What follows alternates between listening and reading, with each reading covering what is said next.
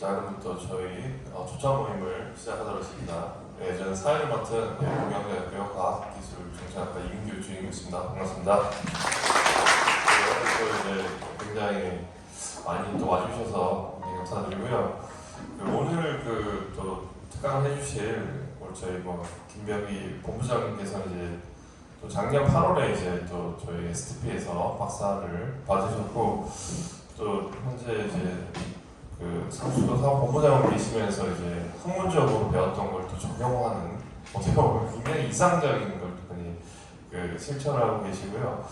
그래서 이제 고민했던 그런 부분이라든가 여러 가지 사례나 이런 걸 한번 들었으면 되게 좋은 시간이 될 것 같습니다. 그래도 이제 오늘 강연해 주실 김병기 본부장님을 좀 소개를 드리면 김병기 본부장님께서 이제 부산 사회학과 학사 그리고 이제 미국 시라큐스 대학교 공공정책학 석사를 마치시고 작년에 이제 북경대학교 과학기술정책학 학사를 받으셨고요. 경력은 주로 이제 부산광역시에 계속 계시면서 여러 이제 되게 주요 복장직을 이제 거쳐서 현재는 이제 부산광역시 상수도 사업본부장으로 계십니다. 자, 오늘 되게 상수도 현직 계시면서 AI를 어떻게 도입을 했는지 그런 사례를 소개를 해주시기 때문에 굉장히 의미 있을 거로 생각합니다. 오늘 강연해 주실 김병기 본부장님을 큰 박수로 환영해 주시기 바랍니다.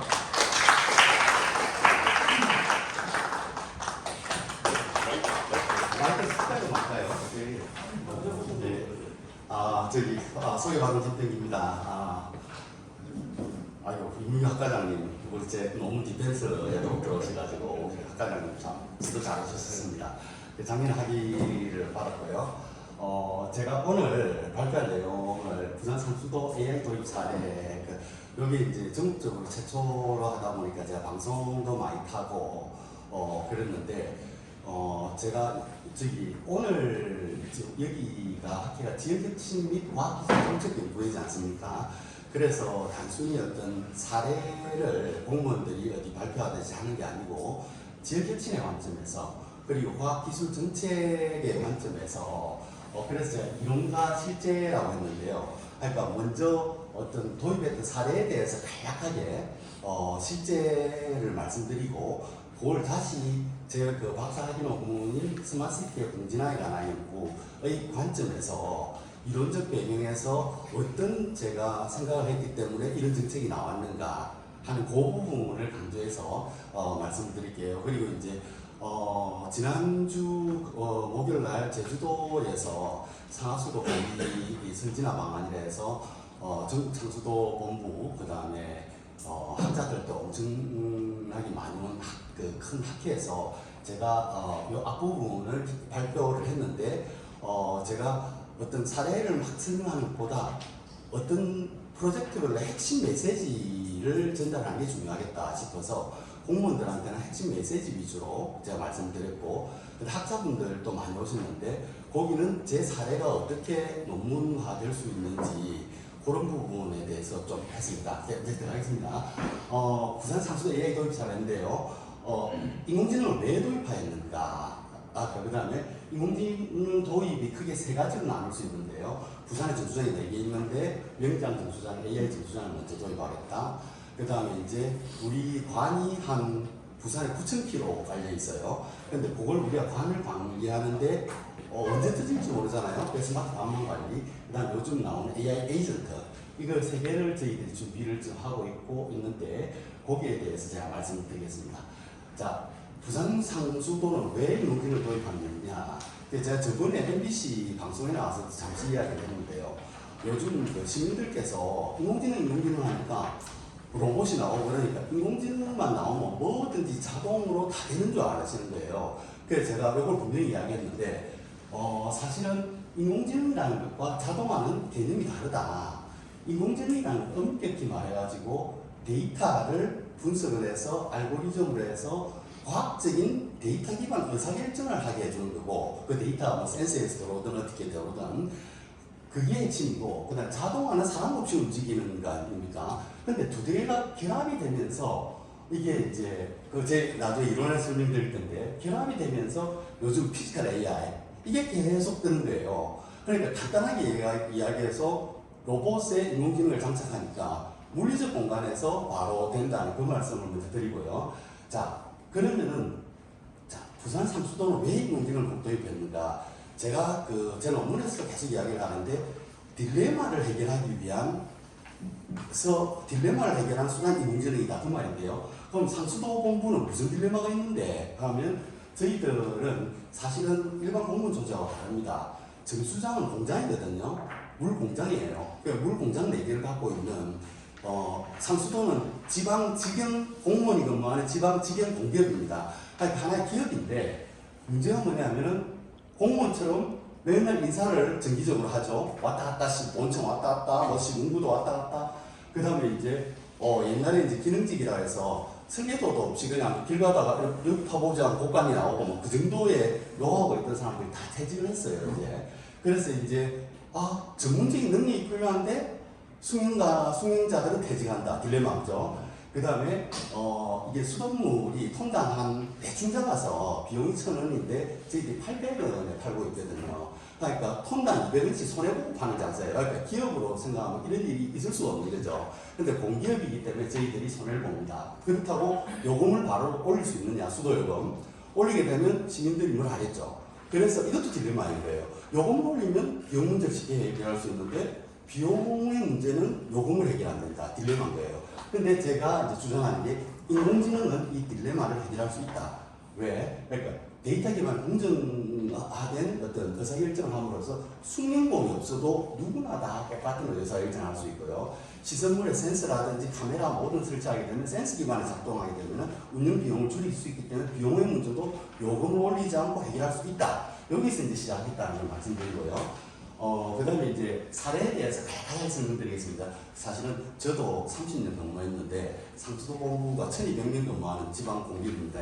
여기를 보고 나서 물이 이렇게 나오는 걸 처음 알았습니다. 조금 약간 상식도 살 겸 설명드리겠는데요. 맨 처음 AI 정수장부터 말씀을 드릴게요. 저희들이 보시면 부산이 두 가지 예를 생기잖아요. 낙동강 이렇게 흐르고 있고, 여기 동쪽이고 서쪽인데요. 저희들이 큰 정수장이 4개가 있습니다. 그러니까 덕산, 화명 정수장, 그러니까 명장 정수장, 보문산 정수장인데 저희들이 일일 생산량이 커패시티예요. 180만 톤을 생산할 수 있는데 실제 생산량은 120만 톤입니다. 그러면 물이라는 거는 계속 나와줘야 되는 거고 끊김이 없어야 되기 때문에 100% 가동하다 고장이 나면 안 되잖아요. 그래서 환경부 지침에 75%를 가동하게 돼 있어요. 그러니까 여기 작동 안 되면 행정에서 가해성이라죠. 여기 작동 안 되면 여기 작동을 이렇게 하게 돼서 75%를 작동합니다.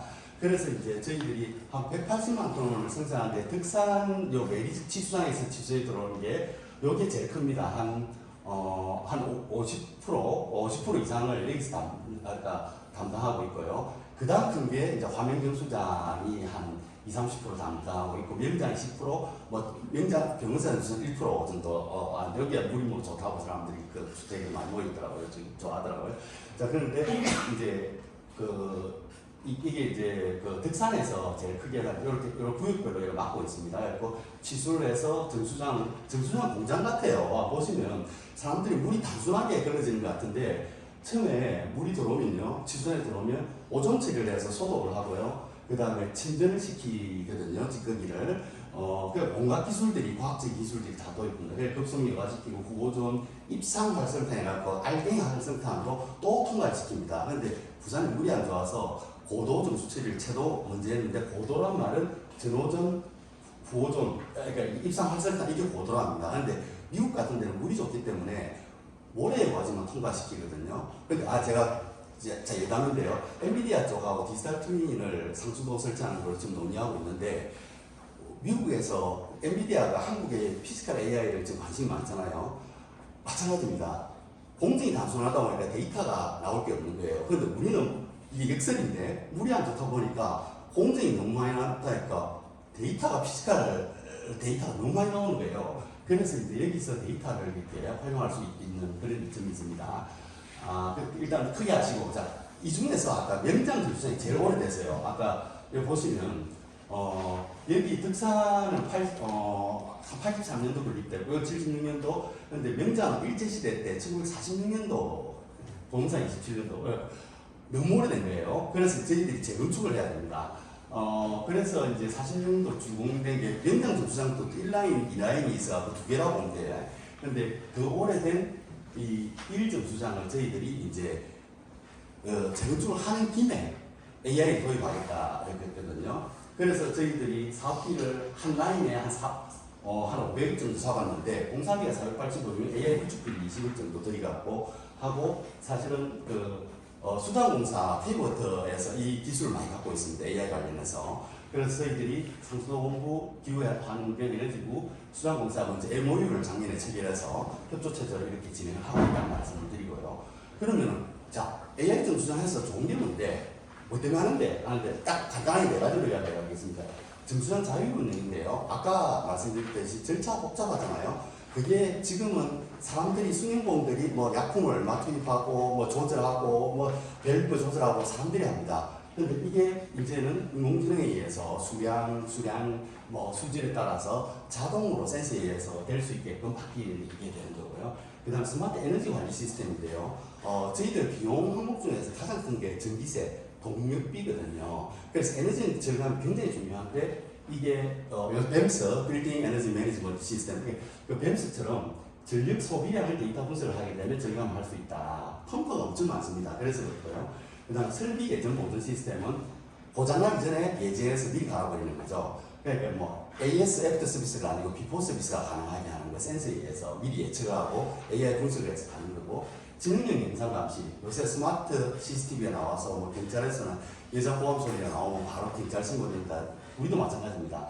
영상을 분석을 해갖고 모든 펌프나 이걸 영상 분석을 통해 가지고 미리 이상 징후를 감지하고요. 그 다음에 요새 중대재해처벌기관이에요. 저희들이 중대재해처벌이 생길 만한 것을 분석해서 알려주는 이런 게 AI 정수장의 핵심적인 내용이고요. 그래서 그러면 그렇게 하면 좋은 게 뭔데? 수돗물의 안정적인 원고, 휴먼 에러를 하죠. 아까 사람이 했을 때 어떤 실수라든지 이런 걸 다 없앨 수 있고요. 그리고 최적화할 수 있다. 그 다음에 생산 원가 절감, 아까 처음에 말씀드렸듯이 딜레마, 저희들 비용의 딜레마 이런 것을 해결할 수 있다는 거고요. 그 다음에 이제 두 번째 도입 사례입니다. 스마트 관망. 스마트 관망입니다. 아까 말씀드렸듯이 9,000km 정도를 저희들이 관리하고 있는데 벌써 뭐 1940년대 뭐 30년 언제 어디서 터질 줄 모릅니다. 그래서 저희들이 뭐 진짜 시민들은 모르시겠지만 저희들이 1년에 10건을 넘게 공사하거든요. 밤새 공사 가해버립니다. 그럼 하루에 거의 3건씩 하고 있는데 배수지라는 게 76개 있어갖고 이게 물탱크, 큰 물탱크거든요. 거기 물 저장하고 있는 동안에 24시간 버팁니다. 밤에 24시간을 다 수리를 합니다. 밤새도. 이제 그런 시스템인데 이게 참 많이 관리하는 게 이게 참 엄청나게 큰 일입니다. 근데 이제 사실은 터지고 우리가 수리를 하거든요. 근데 우리 인공지능이 나왔기 때문에 제일 좋은 거는 터지기 직전에 가는 거예요. 그러니까 제가 내일 터질 plan을 오늘 교체하는 게 가장 효율적인 예상시팅이다. 이것도 제가 이론적으로 말씀드리겠는데, 제가 스마트시티는 자원 배분의 효율성을 해결할 수 있다는 이야기를 계속 하거든요. 예산 배분의 효율성이라는 말도 똑같습니다. 우리가 여기 사무실 사진 교체를 하는데 3년 뒤에 터질 거 오늘 가는 거는 예산 낭비인 거잖아요, 사실은. 예산 효율적으로 사용하지 못한 거잖아요. 근데 내일 터지고 오늘 갈아버리면 가장 예산을 효율적으로 쓰는 거거든요. 근데 이게 가능하다는 거죠. 근데 이제 저희들이 이게 몇 년도 묻히고 무슨 UIS 시스템, 어반 인포메이션 시스템을 다 갖고 있습니다. 그럼 연도도 갖고 있고, 관재질이 뭐 주철관이나 아연도군 다 보면 먼저 터진, 올해 옛날 게 먼저 터질 것 같죠? 아닌 거예요, 그게.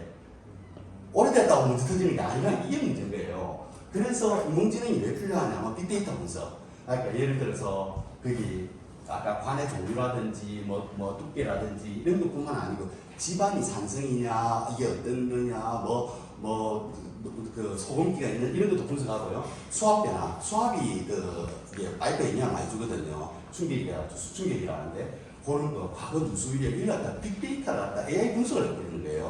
그러면은 이 문제를 아까 사전에 예측을 해서 자원 배분의 효율성을 해결할 수 있다. 이게 이거 때문에 시작을 했는데요.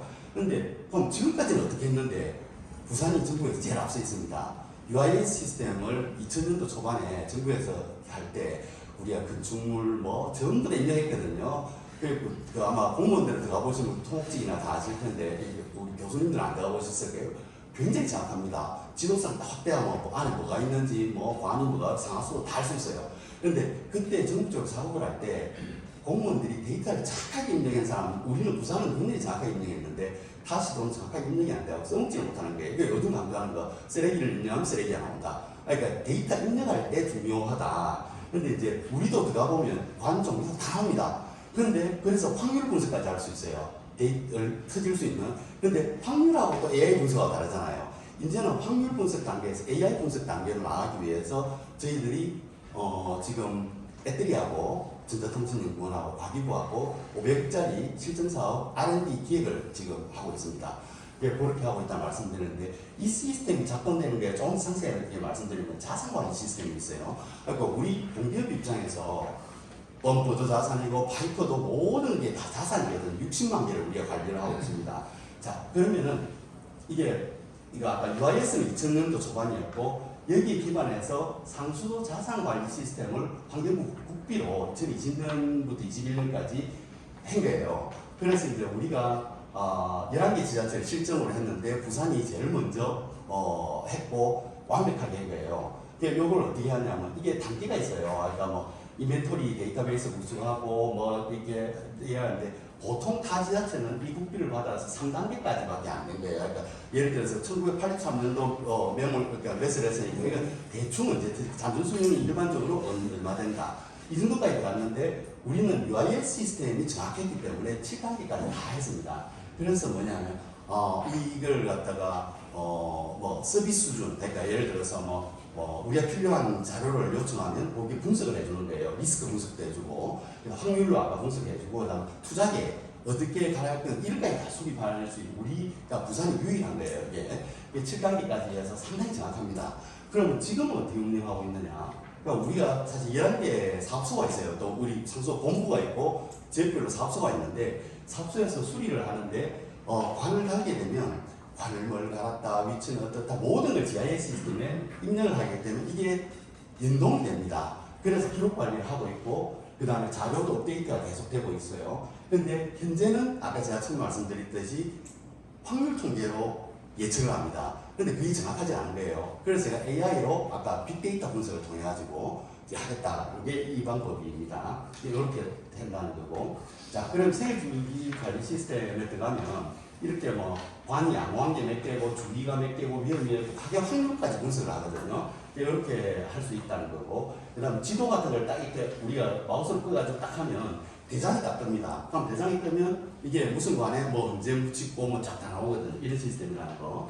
그 다음에 이렇게 완벽하게 GIS, 그러니까 뭐 저기 타시도는 GIS 시스템이라고 합니다. 지하그래픽 지리정보 시스템. 그 다음에 우리가 서울 부산의 큰 데는 어반이라 해서 UIS 시스템 이렇게 쓰는데요. 이렇게 들어가 보면 정말 신기할 정도로 잘 되어 있습니다.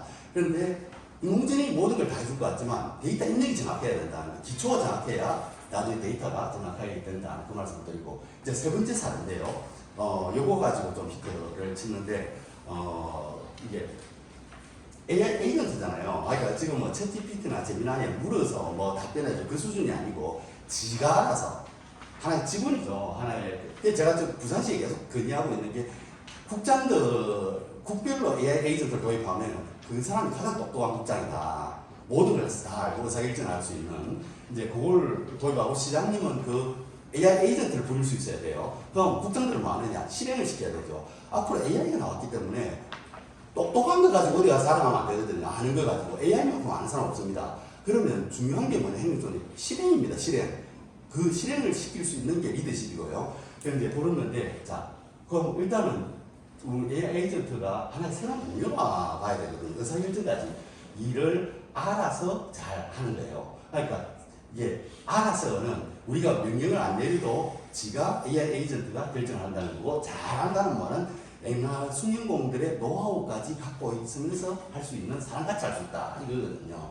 자, 그런데 여기서 또 이론적인 게 하나 들어가는데 리빙랩, 요즘 뭐 히트 치는 거 살아있는 연구실이잖아요. 리빙랩. 그러니까 이제 우리 부산항에서 뭐 지금 자동화할 때 다 리빙랩을 했습니다. 그러니까 현장의 문제를 해결하기 위해서 현장 사람들의 아이디어를 피드백을 받는다는 거죠. 피드백을 받아가지고 직접 연구자들과 같이 현장의 아이디어를 바로 반영해 나가는 게 리빙랩이거든요.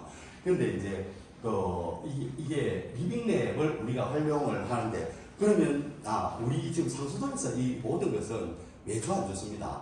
보통 우리 그 IT 업체 외주 줘가지고 공무원들이 쓰는데 저희들은 자체 직원들로 했는데요. 저번에 뉴스에 나왔던 사 AI를 AI 에이전트를 개발했던 김명진 주무관이라고 그분이 LG CNS에서 9년 정도를 이 공무원 업무를 전산하는 업무를 한 거예요. 근데 그분이 사업부청에 늦게 공무원 인력했는데 방송이 KBS 대담한 K에 나오는 거예요. 그래서 제가 바로 사업부청장한테 이야기해서 우리 쪽으로 땡겨왔습니다. 그래서 그분하고 여러 명이 지금 전산 전문가들 붙어 자체 개발하는데요.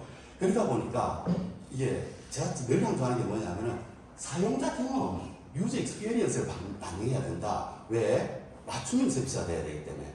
우리가 보통 외부 전산업체에서 갖고 오면 직원들이 이게 아닌데요, 불편해요, 뭐 이런 이야기 하거든요. 그래서 저는 개발 단계에서부터 아까 리빙랩 방식으로 현장의 아이디어를 피드백을 받자. 그래서 계속 수정해 나가자. 그럼 어떻게 할 건데? 그래서 제가 생각하는 게 조금 우스운데 그 유튜브 라이브 방송 있다 아닙니까? 그 직원들이 그 집합교육이 1200명 중에 세봐야 100명밖에 안 되잖아요. 그걸 유튜브 라이브로 찍어버렸어요. 그러고 나서 휴대폰 다 들고 의견을 댓글 달아라. 그럼 그 AI 분석해 보면 되잖아요. 그게 바로 현장에서 바로 직원들의 피드백을 받을 수 있잖아요. 그 이제 그런 식으로 이게 다 이런 게 그냥 뭐 객기로 한 게 아니고 이런 이론적 배경에서 수요자 맞춤형 시스템을 개발하기 위해서 유저 익스피리언스를 활용하기 위해서 했다는 거고요. 이제 그 다음에 이제 리빙랩 개념을 아까 했었고 이제 요 사례에 대한 결론입니다. 이제 사례에 대한 이제 결론부터 말씀드리면 이 상수도 본부에서 왜 인공지능을 도입했느냐 그 딜레마라는 건 결국은 이걸 해결하면 이게 안 되고 저걸 해결하면 이게 문제가 생기고 이게 딜레마지 않습니까? 근데 그 딜레마를 옛날에는 해결이 안 됐는데 정책학과 행정학의 제일 난제가 그건 딜레마거든요. 제 지도교수 김창수 교수 뒤에 계시는데요. 우리 딜레마 분야에 우리나라 전문가식을 너무 많이 썼습니다. 근데 딜레마가 안 그렇습니까? 아까 비용의 문제를 하면 요걸 모르면 되는데 요걸 모르는 이런 거예요. 이런 것을 앞으로 인공지능이 나와서 인제는 해결할 수 있다. 이거거든요. 그래서 전문가, 수행자 퇴직해도 할 수 있고 요걸 몰라도 직장을 면할 수 있다. 그리고 그 다음 인공지능 도입 시 이제 유의해야 될 사항. 제가 이거는 그때 상수본부 직원들이 전국에서 많이 왔는 상태에서 핵심 메시지인데 요 하나 빠졌는데 쓰레기를 입력하면 쓰레기가 나온다. 데이터가 중요하다. 그래서 각 사무실에서 무슨 뭘 인공지능을 도입할 때는 관리자는 데이터를 챙겨야 돼요. 정확한 데이터 입력되게끔 해야 되는 게 중요하다는 거고요. 그 다음에 이게 직원들의 사용자 경험, 유저 익스피리언스를 그게 암묵지잖아요. 노하우. 뭐 글로는 표현할 수 없는데 알고 있는 그런 암묵지들을 이걸 데이터베이스화해서 해야 맞춤형 AI 시스템이 나온다. 이게 또 메시지고요. 이제 그리고 마지막으로 사실은 우리 공무원 조직은 다 문서 작업이잖아요. 온 나라 전산망에 전 문서이기 때문에 오히려 AI 도입하기 너무 쉬워요. 그냥 막 자료 그냥 학습시켜버리면 금방 되거든요. 근데 우리가 문제가 뭐냐면은 상수도는 공장 레벨을 갖고 있기 때문에 현장에서 데이터 나오는 거예요. 그러니까 피지컬 AI, 요새 피지컬 AI 하는데 피지컬 AI를 도입하기 가장 좋은 공공 사례가 상수도 본부가 될 수 있다. 그래서 이거는 이제 학자들께 공공 부분에서 민간처럼 지금 엔비디아에서 한국에 가져온 현대자동차, 조선, 피지컬 AI 때문에 가져갖고 있거든요. 그러면은 정수장이 공장이잖아요. 그래서 이런 걸 우리 학계에서도 이걸 가치가 있다. 이제 요거였고요. 이제 요까지는 이제 간략하게 제가 사례를 핵심 메시지 위주로 말씀드리고 이제 제 논문 부분인데 제 논문에서 어떤 게 이론이 현실화되고 됐나는데 저는 이제 공진화 이론이거든요. 스마트시티 공진화에 관한 연구가 제 박사 논문입니다. 근데 공진화가 뭐냐면요. 그러니까 반대되는 게 맞물려봐. 코이볼루션, 코이볼루션이거든요. 근데 어떻게 반발하는데 반대되는 게 이렇게 맞물려서 이렇게 발전한다. 뭐 제일 쉽게 이야기하면 이론과 실제. 제가 오늘 제목을 달한 이유가 그때문에 달았거든요. 그러니까 상수도 본부의 이론과 실제. 실제는 어떻는데 이게 어떤 이론에서 나왔는데 그럼 이 실제적인 게 어떤 이론에 다시 어떤 영향을 미치는 게 이게 공진하거든요. 그러니까 그러니까 실제를 보고 이론이 나오고 문제를 해결하기 위해서 이론에 의해서 실제를 해결하고 실제 현실이 다시 이론을 보강하는. 그러니까 우리가 공부할 때 이해를 하고 나서 이해를 하니까 암기가 되고 구구단을 암기하니까 수학이 되잖아요. 그러니까 이렇게 맞물려 발전하는 게 공진하거든요. 그런데 이제 제가 이제 그러니까 제 핵심 논문의 핵심 주제는 뭐냐?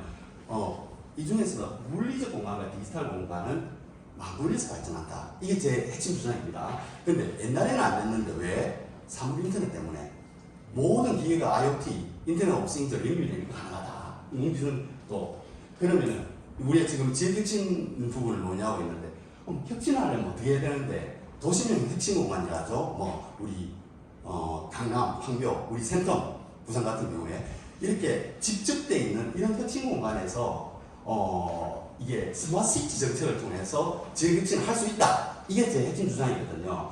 그 다음에 이제 그러기 위해서는 두 번째로 당면한 도시 문제를 해결하기 위해 스마트시티가 나왔는데 그럼 시민들과 정책 담당자들도 디자인 싱킹에 의해서 문제를 해결할 수 있다는데 디자인 싱킹도 학자들이 이렇게 좀 언급하고 있는데 디자이너처럼 건물을 질 때 바람 방향이랑 종합적으로 막 생각하다 보면 문제 해결되더라 이러는데 핵심은 뭐냐면 그것도 반대편을 생각하는 겁니다. 그러니까 이게 맞물린 반대를 생각하고 나중에 좀 설명드릴게요. 이제 그래서 창의적인 접근이 필요하다. 이게 제 논문 핵심 주장이고요.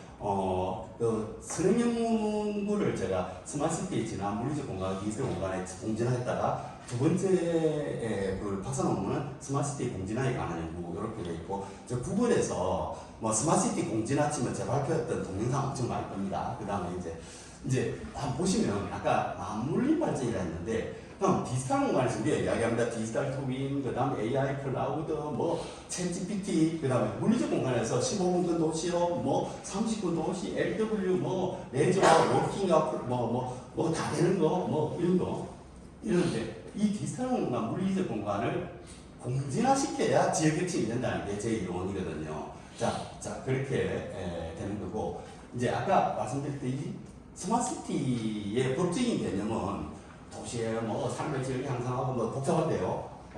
지금 우리 한번 보십시오. 예를 들어놨는데 교통 부분에 옛날에는 차가 밀리면 도로를 하나 더 깔았는데 지금은 안 밀리는 길 안 내주고요. 옛날에 주차장이 부족하면 하나 더 짓는데 지금은 빈 주차장 알려주는 시스템 이게 스마트시티 방식이거든요. 그럼 상하수도 아까 제가 말씀드렸는데 누수 지점에 대해서 옛날에는 어디가 쓰는지 몰랐어요. 근데 지금은 센서로서 되는데요. 이게 또 우리 시민들이 모르는 게 있는데 저희들이 부산시내 전역이 370개의 소굴락으로 나눠져 있습니다. 그래서 이제 그 상수도 분야에는 누수율, 그러니까 뭐 생산했던 물이 가정에 가는데 몇 프로가 도달하느냐가 제일 중요하거든요. 근데 저기 뭐 약간 후진부에 가면 물이 생산한 게 절반이 다 셉니다 하면서 그러니까 유수율이 누수율 잠깐 반대 개념 아닌데 다 세가지고 가정에 못 가는 거예요. 근데 우리가 옛날에 그 블락 시스템, 블락 안에서 들어간 거 나간 걸 해가지고 센다 하면 그 블락을 정밀하게 조사하거든요. 그러면 누수점 찾아낼 거예요. 그래서 우리가 이제 블락 시스템을 도입하기 전에 70% 유수율이었어요. 그러니까 100을 생산하면 대충 한 70 정도만 가는 거예요, 과정에. 근데 저희들이 94%까지 왔거든요. 지금 이게 서울하고 우리가 1, 2인데 이게 다 스마트한 기술 때문에 물이 안 새고 도달하는 거거든요. 이제 이런 게 이제 스마트시티다. 그리고 이제 제가 아까 이야기했듯이 저는 자원 배분의 효율성을 강조한다. 뭐 경제학에서 나오는 게 있지만 저는 제일 쉽게 이래 이야기합니다. 아프리카에서는 밥굶어 주고 있는데 선진국에서는 음식 남아 버리는 게 그건 자원이 효율적으로 배분되는 게 아니잖아요. 제일 좋은 거는 남아 돌아온 음식이 굶어 죽는 사람들한테 가지고 골고루 배분되는 게 자원 배분. 예산도 마찬가지거든요. 요걸 해결할 수 있는 게 스마트시티라는 게 제 그거고요. 주장이고. 그래서 이제 스마트시티 개념적인가 뭐 엄청난 거 논문을 갖다 제가 보면 우리 스마트시티 박사님 오동아 선배님 너무 비대하에서 많이 하셨는데 막 이게 막 수백 가지 수천 가지입니다. 그러니까 왜 그러냐면 관점이 다르거든요. 그러니까 도시 관점에서 오느냐 시민 관점에서 오느냐 서비스 관점에서 오느냐 이게 구조 스트럭처가 뭐냐? 자기 마음대로 정의하는 거예요. 그래서 제가 박사 논문에 제가 나름대로 정의한 게 뭐냐? 4차 산업의 종합 플랫폼 이런 말 많이 쓰죠. 너무 추상적으로 어렵잖아요. 그래서 제가 동사적 정의를 했습니다. 과정적으로. 뭐라 했냐면 스마트시티라는 거는 4차 산업혁명하고 똑같다. 혁명 구조하고 똑같다. 센서에서 데이터를 모으면 그 데이터가 빅데이터로 클라우드에 저장된다. 클라우드에 저장되면 인공지능으로 분석해갖고 최종적으로 휴대폰으로 서비스에 그게 스마트시티다. 그러면서 도시 문제를 해결하는 거다. 쉽잖아요, 이렇게. 그래서 이제 이렇게 이야기를 한 거고요. 근데 제가 이제 자꾸 이렇게 이해가 중요하다고 자꾸 이야기를 하니까 사람들이 이해가 뭐 할 건데, 근데 이해가 중요하거든요. 그래서 저는 이제 왜 그러냐면 이론이라는 게 하나 프레임이라고 봅니다. 안경. 우리가 어떤 실체를 볼 때 요새 뭐 정치권에서 프레임을 씌웠다 뭐 이런 말 하지만 그 자기의 프레임이 없이는 이 현실을 분류도 할 수 없고 보는 수가 없습니다. 그럼 이 프레임을 통해서 하는 건데 그게 이론이라는 거죠. 근데 그 이론 중에서 제 이론은 공진화 이론이라는 거죠. 공진화의 관점에서 다 본다는 거죠. 그러니까 이런 관점에서. 근데 나중에 보시면 아시겠지만 이걸 스마트시티를 잠깐 이해한 사람과 아닌 사람이 정책을 할 때 엄청나게 차이가 있습니다. 생각을 해내느냐 못해내느냐 차이가 있는데요. 이제 요거 말씀 먼저 드리고 요건 조금 더 깊이 들어갔는데요. 이게 분석틀의 개념인데요. 그러니까 이게 스마트시티를 아까 말씀드렸듯이 하도 학자들이 여러 명 정의를 하니까 이게 뭐지? 이해가 안 되는 거예요. 그런데 그 중에서 대표 이론이 스팀 이론이라고 했어요. 그러니까 기존의 스팀 이론을 제 박사 논문에서 업그레이드 시켰어요. 제가 이제 요 공대 교수님들이 개발했는데, 야, 스마트시티 이거 코끼리 같이 뭐 코끼리 발 잡고 어떤 사람은 이게 코끼리다, 어떤 사람은 뭐 코를 잡고 코끼리다, 귀를 잡고 코끼리다. 그러니까 내가 명쾌하게 정리해줄게. 이래갖고 만든 게 이게 스팀 이론이 이제 뭐냐면 S는 서비스의 약자고요. 테크놀로지 T이고 인프라스트럭처 매니지먼트 관리 측면인 거예요. 그래서 이 네 개의 틀로 이 안경으로 스마트시티를 보면 쉽게 이해할 수 있을 거다. 이 사람들이 이제 그렇게 해서 분석들을 했는데 저는 이걸 어떻게 발전을 시켰냐면 이게 우리 그렇잖아요. 우리 클라우드 이야기하는데 클라우드가 물리적 공간에서 뭡니까? 데이터 센터잖아요. 그런데 데이터 센터가 곧 클라우드는 아니거든요. 근데 쉽게 이야기할 때 보통 클라우드 구글 정의한 보십시오. 인터넷 장비와 네트워킹 장비를 이용해서 클라우드 구름처럼 떠 있게 저장된 자료를 활용해서 이해가 안 됩니다. 제일 쉽게 아까 공진화의 관점에서 야, 물리적 공간에 그냥 데이터 센터야. 저기 강세에 있는 거. 데이터 센터인데 그게 디지털 공간에서 클라우드로 작동되는 얼마나 이해하기 쉽습니까? 그래서 제가 디지털 공간과 물리적 공간 나눴죠. 그래서 제가 이게 이 개념들을 다 나눴어요. 이게 제 분석들인데 어떻게 나눴냐면 이제 우리 그 차관점 그거였어요. 캐리커처 있잖아요. 우리 만화 그릴 때 어떤 코가 큰 사람은 코를 크게 하고 특징을 딱 해갖고 그 사람을 이건 누구다 알 수 있게 하잖아요. 제 아이디어는 그거였어요. 그러니까 어떻게 하면 직관적으로 이해할 수 있을까? 스마트시티 서비스가 뭔데? 이런 어떤 툴로 이해할 수 있을까? 그 대표 핵심 개념이라는 걸 제가 개발했는데요. 그러니까 대표 핵심 개념이라는 이걸 개발했는데 캐리커처라 생각하면 돼요. 그러니까 예를 들어서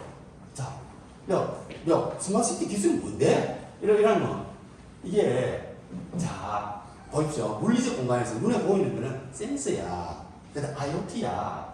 이런 거 연결하는 CCTV라든가 드론이라든가 이런 거 이게 전부 중요한 거야. 그럼 기술에서 디지털 공간에서 필요한 게 뭔데? 이러잖아요. 그러면 데이터 플랫폼이야. 플랫폼인데 ICBM, 인터넷, 클라우드, 빅데이터, 그 다음에 모바일, DNA 데이터, 네트워크, AI 이런 기술들을 담아낼 수 있는 플랫폼이야. 하면 이해하기 쉽잖아요. 예를 들어서 요거는 제가 바꿨는데 거기서는 인프라인데 제가 요 개념 중복이 있어서 인더스트리얼 인프라스트럭처 산업적 인프라를 했는데 그럼 스마트시티가 되려면 물리적 공간에서 어떤 인프라가 있어야 되는데 이러니까 제가 쉽게 그냥 물리적 공간에서는 전기 데이터 요새 데이터 센터 무조건 전기잖아요. 뭐라고 그러니까 이제 초고속 인터넷만 그 다음에 핵심 장치부 요새 기장에 먼저 자율 구획 진행하고 하듯이 이런 게 먼저 있어야 된다. 그러면은 눈에 안 보이는 디지털 공간에서 인프라가 중요한 게 뭔데? 오픈소스 언제든지 우리 API를 땡겨서 쓸 수 있는 그래서 우리 지금 AI 기획할 때 API 땡겨서 쓰거든요. 네이버 걸 땡겨오고 뭘 다 땡겨오는 게 그래서 오픈 API를 해가지고 하는 게 중요하다. 그 다음에 요거는 사실은 객관적인 요소고요. 그 다음에 서비스와 관리는 주관적인 요소입니다. 그래서 제가 객관과 주관도 공진화된다. 이런 제 이론인데, 서비스도 한번 보십시오. 자, 서비스가 물리적 공간을 어떻게 돼야 되는데? 그러면 이게 물리적 공간에서 시민참여 리빙랩, 아까 시민들의 의견을 반영하고 피드백할 수 있는 리빙랩이 중요하다. 그 다음, 그럼 그 기획하는, 서비스를 기획하는 그 관청 입장에서는 뭐가 중요한데? 디지털 측면에서 맞춤형 서비스잖아요. 아까 이야기했던. 옛날에는 맞춤형 서비스가 안 됐는데, 이제는 피드백을 받아 개인 맞춤형, 아까 우리 시스템도 맞춤형으로 한다 했잖아요. 그게 맞춤형을 할 수 있다. 이제 이거고요. 그럼 관리 측면에서는 눈에 안 보이는 건 법이 중요하죠. 데이터 산법이 바뀌기 때문에 지금 우리가 지금 뭐 토스다, 뭐 금융 이런 게 다 데이터 산법, 개인정보보호법, 뭐 정보통신망입법 다 바뀌기 때문에 가능했거든요. 그러니까 스마트 도시법, 스마트 도시계획, 데이터 산법 이런 게 있으니까 디지털 공간에 색칠이 난다. 그러면 물리 공간에서 뭔데? 3학년 협력법을 쓰죠. 이런 식으로 제가 이게 나눴거든요. 그래서 요걸 이렇게 했는데 큰 틀은 또 보시면 이 한 축을 디지털 공간으로 하고 또 물리적 공간 이 축에서도 서로 이렇게 이게 왔다 갔다 하는 게 공진화된다. 이게 저희는 이 부분 제가 약간 어려워서 조금 뭐 할까 말까 생각하다가도 이런 의도로 나왔다는 거 말씀드리고요. 자, 이제 아까 저기 딜레마를 해결한다. 이제 제 논문에 이걸 인용했는데 처음에 시작할 때 왜 인공지능을 도입하게 됐느냐. 딜레마를 해결하기 위해서였다 하잖아요. 그게 어떤 이론적 배경에서 착안을 했느냐 한번 보십시오. 옛날에 이준석 그 계획신단 대표가 논란 많이 됐죠. 그러니까 장애인 그때 증거하고 뭐 엘리베이터 설치해달라고 이렇게 하고 막 논란이 돼버렸는데 제가 그때 어떤 생각이 들었냐면 저거 스마트시티 문제 관점으로 뭐 해결할 수 있는데 이 생각이 드는 거예요. 딜레마잖아요. 그러니까 그게 왜 딜레마냐면요. 이거 보십시오. 제가 이 경제학 모델 이런 거 다 필요 없고요. 그러니까 반비례한 게잖아요. 그러니까 시민들의 정책 만족도를 높게 하려면 아까 예를 들어 장애인들의 정책 만족도를 높이려면 모든 지하철에 엘리베이터 다 설치하면 됩니다. 그죠? 근데 문제는 뭐냐면 예산이 없잖아요. 근데 아까 보세요. 한쪽 축은 뭐냐면 예산 배분 효율성이거든요. 이 반비례한 게잖아요. 그러니까 만족도를 높이면 예산이 안 되고 예산을 하라니까 만족도가 안 되고. 그러니까 이게 딜레마인 거예요. 이걸 해결하려니까 이게 안 되고 이게 해결하려니까 이게 안 되고. 근데 인공지능이 나오면서 가능하게 됐다는 거죠. 제가 주장했던 게 뭐냐면 장애인들 동의하에서 개인정보 동의하에서 센서를 시계라든지 이런 데 다 글쎄요. 경찰에서 쐈잖아요. 스마트워치. 그래갖고 그걸 해가지고 동선을 파악하는 거예요. 동선을 파악하면은 장애인들이 아무래도 모여있고 많이 가는 노선이 있을 거 아닙니까? 서면이라든지 어디 분석이 되면 그 노선 위주로 예산의 한계가 있으니까 예산의 우선순위를 정해가지고 먼저 거기부터 투입해서 문제를 해결하는 거예요. 그러면서 뭐라 하냐면 리빙랩을 쓰는 거예요. 그러니까 요새 블록체인 기반으로 주민투표 할 수 있거든요. 그래서 저는 우리 물길 통합하는 거 왜 그거 안 하는지 모르겠더라. 충분히 주민 의사를 갖다 블록체인 기반으로 본인 인증하에서 할 수 있거든요. 근데 그게 한 표 차이로 당락이 결정되는 그런 정책은 아니잖아요. 그러면 저는 그런 거 블록체인 기반 주민투표 해야 된다고 보거든요. 그래 놓고 아까 장애인들한테 블록체인 기반 휴대폰으로 네 의견을 이야기해라. 여기는 불편하고요. 여기 설치하는 것보다 서면 거기 1번 출구해 주는 게 나을 것 같은데요. 그런 게 옛날에는 안 됐지만 AI 분석으로 다 되거든요. 논문 100편을 갖다 노트북 LM 요약하고 다 해버리잖아요. 이런 세상에서 이 가능하다는 거죠. 그러니까 옛날에는 안 됐는데 인공지능이 나옴으로 해가지고 우리 사회의 많은 딜레마를 해결할 수 있다. 이게 이제 그런 데서 아까 착안했다는 거고요. 그 다음에 아까 저 해양국장 할 때 국장을 한 10년 하다 보니까 부산시 안 해보는 거 없습니다. 근데 해양국장 할 때 요번에 부산세 쏘았다고 하죠. 미국에서 이제 올리하고 우리 의뢰해가지고 제 나사하고 협력하고 천문연구원하고 이게 미세먼지 잡는 거거든요. 이게 이 처음에 천문연구원 박사가 미세먼지가 중국에서 넘어오냐 이게 논란이 붙으니까 옛날에는 요만큼 비행기에서 공기 떠가지고 분석해가지고 추정을 했는데 이제는 이 평원 카메라를 우리나라가 세계 최초로 해봤는데 미세먼지 전수를 다 찍어버린 거예요. 그래서 이게 어디서 왔는지 중국에서 왔는지 한국에서 왔는지 다 알거든요. 근데 이런 걸 낙동강에 도입하면 땅콩 캔 하나 대구에서 버리는지 어디서 버리는지 다 할 수 있으면 추적 가능합니다. 그러니까 이게 뭐 여러 가지 활용되거든요. 부산항의 크레인 이게 0.1도라도 기울어지면 감지합니다. 그런 식으로 활용할 수 있는데 미세먼지로 이렇게 하는데 이제 이거 센서가 이만큼 발전했다. 이게 사람들이 자꾸 위성 사업으로 착각하는데 위성 사업이 아니에요. 이거는 센서에 있어요. 제가 맨날 이야기하는 게 CCTV도 센서고 그 다음에 초소형 위성도 센서고 결국 아까 제가 이야기했듯이 과정적으로 스마트시티를 정리했던 게 센서에서 일단 데이터가 들어와줘야 되거든요. 그걸 클라우드에서 AI 분석을 하는데 그 단계에 된다는 거보다 묘표가 참 재밌는데요. 이게 2017년도에 이 스태피에서 과학기술정책 연구원에서 나온 논문이었던 책인데 이때 벌써 이걸 이야기를 한 거예요. 뭐냐면 이게 한번 보십시오. 이게 국면에 인터넷 정보화 시대 때 옛날에 처음에 우리 인터넷 나왔을 때는 인터넷 가상 공간에서 형식지 책에 있는 것만 검색했거든요. 근데 지금 노트북 LM이라는 뭐 제미나이, 챗GPT가 나오니까 사람처럼 LM에서 암묵지까지 학습하는 시대가 된 거예요. 그러니까 지능이 점점 확장되고 있고, 그다음 물리적 옛날에는 인터넷에서만 했는데 지금은 사물 인터넷으로 공장이 다 연결되니까 로봇이 나오고 현실 공간에서 되는 게 이 두 개가 만났을 때는 사물지능 시대가 열린다. 이 사람들이 2017년도에 예측했는데 그대로 지금 실현되고, 제가 그때 항상 이 발표할 때 그랬거든요. 이거 할 때마다 그때 옛날이었어요. 그때 뭐라 했냐면 앞으로 인공지능 탑재한 로봇이 판을 칠 거다. 그 다음에 냉장고가 말을 할 거다. 뭐 주인님, 뭐 내일 토스트를 갖다 어떻게 해서 해줘 하면 안에 있는 음식을 지가 알아서 다 하는 그런 시대가 올 거다. 근데 지금 오고 있죠.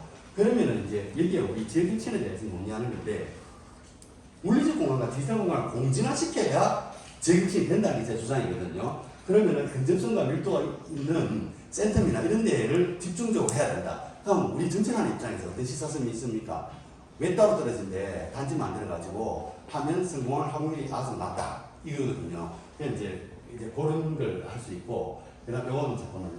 아까 이거 뉴욕 블룸버그 이 시장이 원래 블룸버그 통신 그 다음에 자기가 주식 증권 전문가 있잖아요. 근데 그 사람 승진땡이 들어와가지고 증권회사 쫓겨가지고 구석에 있었는데 그 당시만 통계 이런 걸 중요시하는데 거기서 연구를 했대요. 이 사람 통계 전문가인데 뉴욕 시장에 취임하고 나서 화재 예측률이 딱 붙었잖아요. 그게 20몇 %였는데 빅데이터를 활용했다는 거예요. 근데 보통 그때 사람들은 소방이나 이런 것만 생각했는데 화재율이나 이런 건데 이 사람은 빅데이터를 뭘 쓰냐면 경찰국, 소방국, 주택보존국, 건축국에 다 모아 불법 개조된 건축정, 뭐 지역 전기회사에서 공급, 뭐 전기압 끊긴 거, 소방국의 신고 접수된 모든 빅데이터를 AI에 돌려버린 거예요. 그러니까 예측률이 80%, 90%까지 올라. 이게 아까 제가 스마트 관망 관리할 때 했던 거 똑같은 방식 아닌가요? 그러니까 기존에도 통계가 있었지만 통계 대신에 이제는 그 관의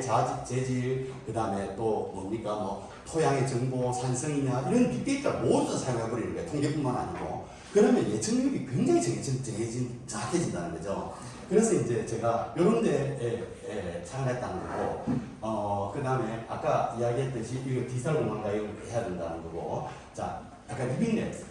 지금 제가 그때 제 박사 논문 디펜스 심사에 들어오셨던 동아대 배유일 교수님이 디자인 싱킹 분야에서 싱가포르에서 국립대학에서 교수를 하시다가 지금 동아대에 오셔가지고 디자인 싱킹 분야에서 좀 전문가인데요. 이제 그분이 제 논문 심사 들어왔는데 지금 영어 논문을 좀 준비하고 있는데요. 그러니까 이게 그 뭐냐면 이게 그분이 지금 논문을 아직 정을 안 시키기 때문에 많은 걸 공개를 못하지만 뭐냐 지금 리빙랩이라는 게 원래 어디서 나오냐면 네덜란드 암스테르담 시민들이 구글 지도에다가 여기에 주차장 하나 설치해 주세요 하면 연구자가 그거 다 응원해가지고 막 복잡복잡 응원해갖고 만든 그게 리빙랩 방식이거든요. 그러니까 하향 상식이에요.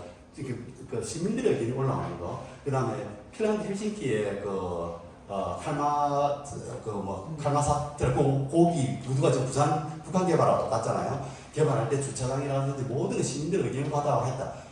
근데 그게 원래 리빙랩에 유럽에서 나온 건데, 그럼 우리나라는 아닌데, 에코델타 시티 같은 경우는 국가가 지정해가지고 10개 리빙랩 다 정해갖고 산학협력단 교수들이랑 연락해가지고 했거든요. 근데 이게 실패한 건 아니잖아요. 그래갖고 이제 옛날에는 한국식 민주주의 우습게 알았지만, 이거 정확한 비유는 아니지만, 우리나라가 지금 산업화와 민주화를 가장 빨리 이룬 민주주의잖아요. 이게 좀 특이하거든요. 그래서 이제 그 논문을 이제 이게 state subordinate living 랩이라는 개념을 쓰시던데 교수님이 그래갖고 이제 우리 나름대로 스테이터스 혹은 국가 주도의 리빙랩 밑에서 올라온 게 오히려 하향식 리빙랩도 있다 이런 것도 있다라는 걸 소개한 논문을 지금 준비하고 있습니다. 그런데 이제 이런 게 리빙랩 중요하다는 말씀드리고요.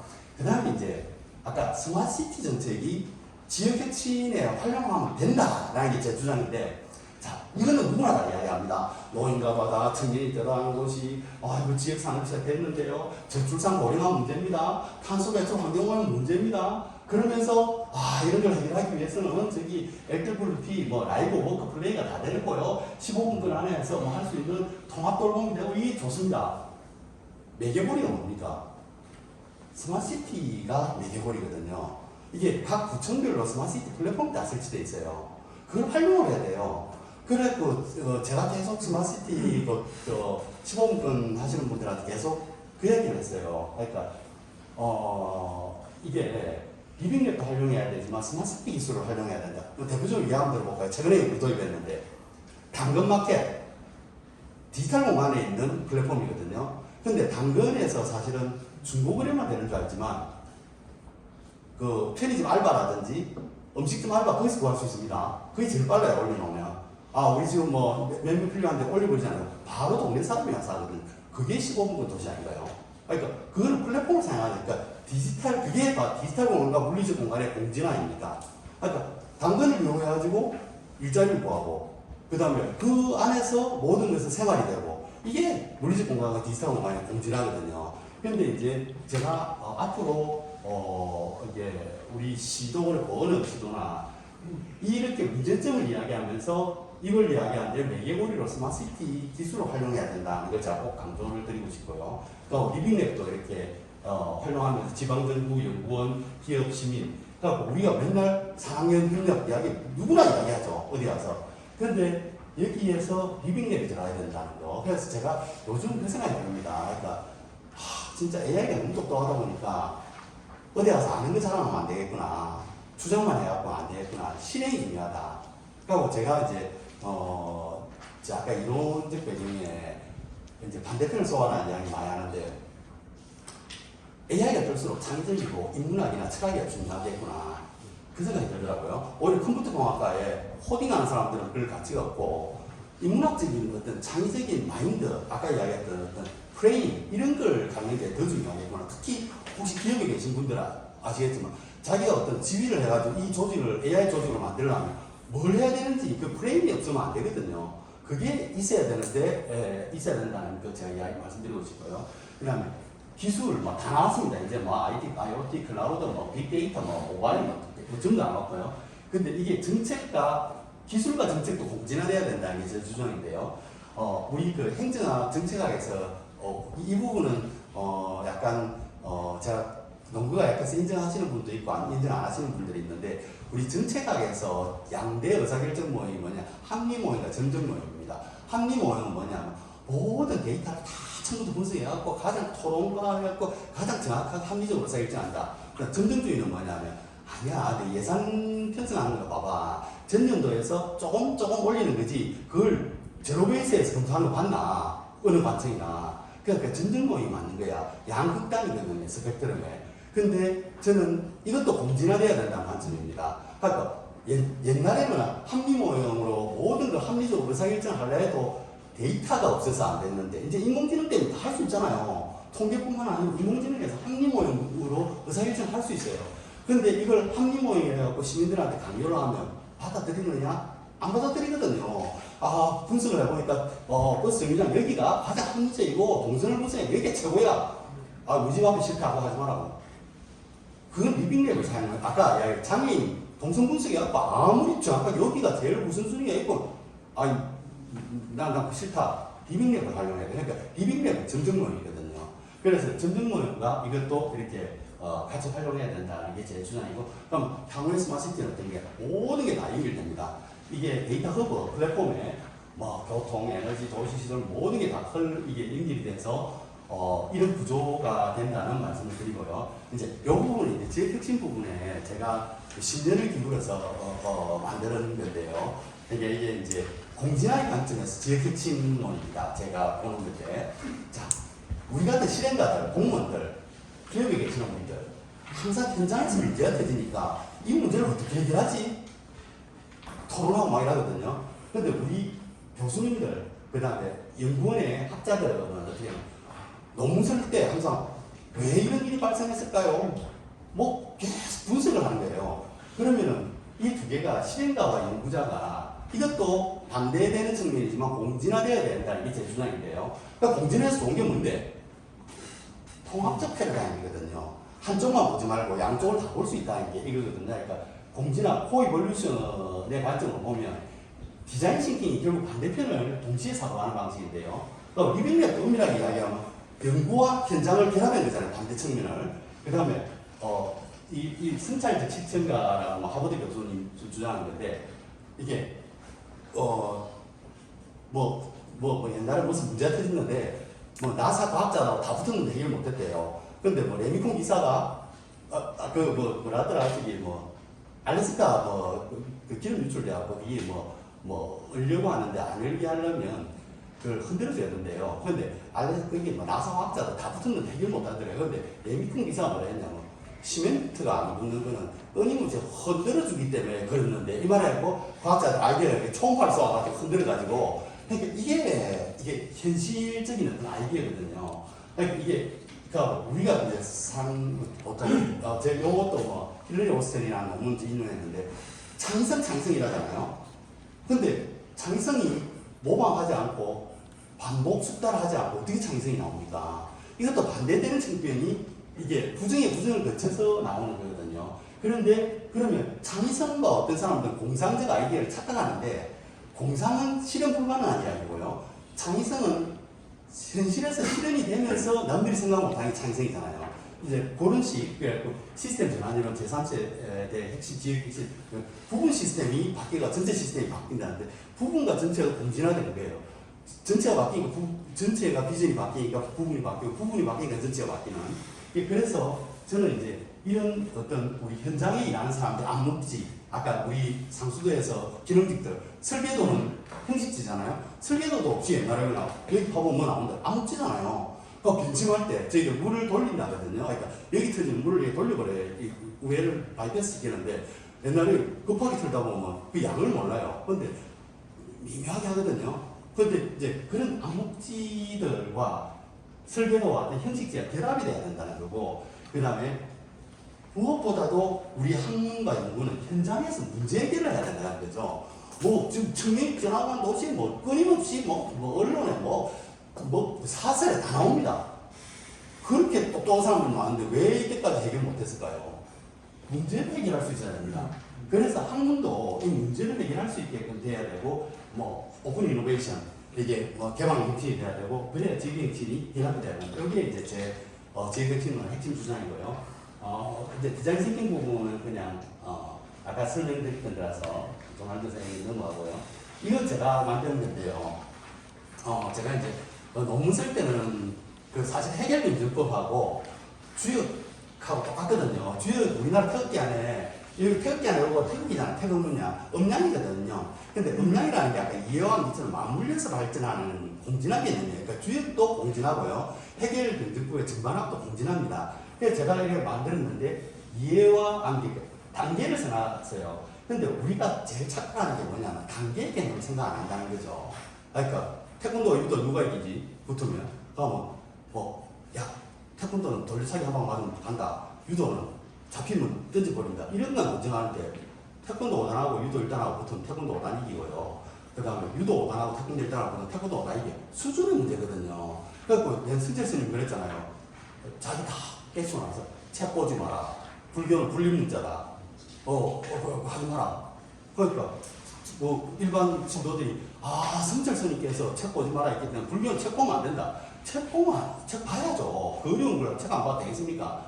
책을 보되 그거를 단계를 넘어서 버리고 그 다음 단계 부정의 부정을 통해 책에 끄달리지 말라는 이야기지. 성철 스님이 우리나라 최고의 학생이거든. 책 제일 많이 배운 분이고 그 불륜 권력 많이 한 분이에요. 그분이 책 보지 말라는 거예요. 그 말 고지고대로 듣고 우리 낮은 수준에서 말하는 것과 이 수준이니까 수준의 문제거든요 이게. 그래서 이제 아까 이해한 게 올라가듯이 물리적 공간, 디지털 공간, 물리적 공간, 디지털 공간 계속 올라가는 것도 이게 AI 지금 데이터 이게 때문에 가능하다라는 거에서 제가 이 변증법적 모습 이해와 이 내용과 형식, 가상과 현실, 온라인과 오프라인, 서비스와 제조, 성장 동력과 핵심 공간, 디지털 공간과 물리적 공간. 근데 그 이론은 좋은데 해서 맑은데 근데 우리가 실제로 공무원 정책하다가 놓치는 게 있어요.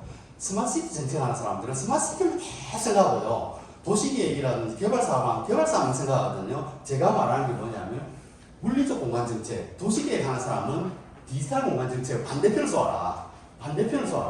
그 다음에 디지털 공간 정책을 하는 사람은 물리적 공간을 생각해라. 이게 제 핵심 메시지고요. 그래서 이제 이렇게 정진하게 된다는 게 제 설명드리겠습니다. 질문 있으면 질문 받겠습니다. 네. 많은 내용을 알게 되시면 시간 딱 맞췄습니다. 지금인가 시간이 있으니까